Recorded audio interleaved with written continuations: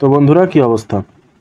গত 25শে October release হয়েছে venom the last dance, যেই মুভিটি এখন পর্যন্ত রোটেন টমেটোজের রেটিংয়ে অনেকটা এগিয়ে আছে।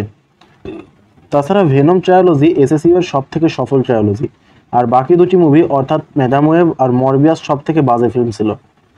ভেনম ট্রায়োলজির মাধ্যমে এসএসইউ অলমোস্ট $1.1 বিলিয়ন ইনকাম করেছে, যেখানে মুভিগুলোর প্রতিটার বাজেট ছিল অলমোস্ট $100 মিলিয়ন। তাই এইটুকু তো বোঝা গেছে আসছে যে এসএসইউ ভেনমকে এত সহজে শেষ করে দেবে না। তো আপকামিং ভেনম কে হবে সেটা ভিডিওর সামনের দিকে বলছি।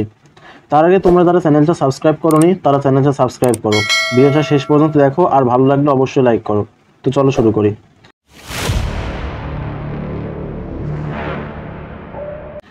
তো ভেনমকে আমরা ফার্স্ট স্পাইডারম্যান 3-তে ফার্স্ট টাইম লাইভ অ্যাকশনে দেখেছিলাম, বাট সেই ভেনম খুব একটা ভালো ছিল না। এরপরে আমরা 2018 সালে ভেনম মুভিতে ভেনমকে দেখতে পাই, আর পুরো পটেনশিয়ালে দেখেছিলাম, আর এখনও দেখছি, যার হোস্ট অর্থাৎ এডি ব্রকের রোল প্লে করেছে টম হার্ডি। এখন আমরা সবাই মার্ভেল ফ্যান্সরা টম হার্ডিকে ছাড়া ভেনমকে কল্পনাও করতে পারি না। তো প্রথমে দেখি এমসিইউতে ভেনমের ফিউচার কী হবে। তো নো ওয়ে হোম মুভির পোস্ট ক্রেডিট সিনে আমরা দেখেছিলাম ভেনমের একটি ছোট অংশ এমসিইউতে রয়ে গেছে। এমসিইউতে স্পাইডারম্যান 4 আর অ্যাভেঞ্জার্স ডুমসডে মুভিতে পিটারের প্রপার ব্ল্যাক স্যুটে দেখার কথা আছে। তো হয়তো এমসিইউতে ভেনমের নেক্সট হোস্ট হবে পিটার পার্কার।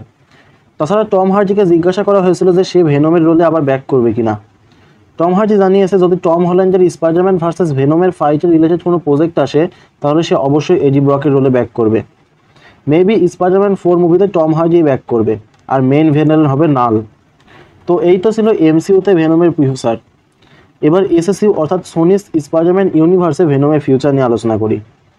তো ভেনম দ্য লাস্ট ডান্স মুভির শেষে ভেনম মারা গিয়েছিল। তবে মুভির পোস্ট ক্রেডিট সিনে আমরা দেখেছিলাম জেনারেল রেক্সের কালেক্ট করা ভেনম সিম্বিয়ট একটি ককরোচের সাথে বন্ড হয়ে গিয়েছিল, অর্থাৎ এসএসইউতে ভেনম এখনও জীবিত আছে। তবে এবার ভেনমের হোস্ট মেবি এডি ব্রক হবে না।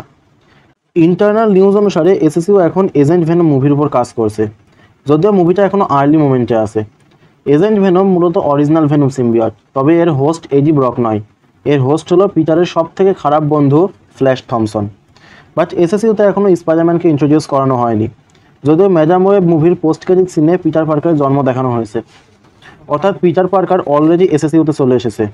তবে সে এখনও স্পাইডারম্যান হয়নি, আর সোনিও এখনও স্পাইডারম্যান ছাড়া তার ইউনিভার্সকে সামনের দিকে এগিয়ে নিয়ে যাবে বলে জানা গেছে। শেষ পর্যন্ত তারা সিনিস্টার 6 মুভি তৈরি করবে। সেই সিনিস্টার 6-এর মধ্যে একজন হবে এজেন্ট ভেনম। তো কমিক অনুসারে ফ্ল্যাশ তার পড়াশোনা শেষ করে মিলিটারি জয়েন করে, বাট একটি মিশনে গিয়ে সে তার 2 পা হারিয়ে ফেলে।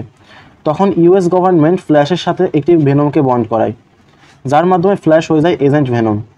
এজেন্ট ভেনম মুভিটি সিক্রেট ওয়ার্সের আগেই রিলিজ হবে। তো ফ্ল্যাশ থমসনকে যদি এসএসইউতে দেখানো হয় তাহলে এসএসইউতে পিটার পার্কারকেও দেখানো হবে। তো দেখা যাক সামনে কি হয়।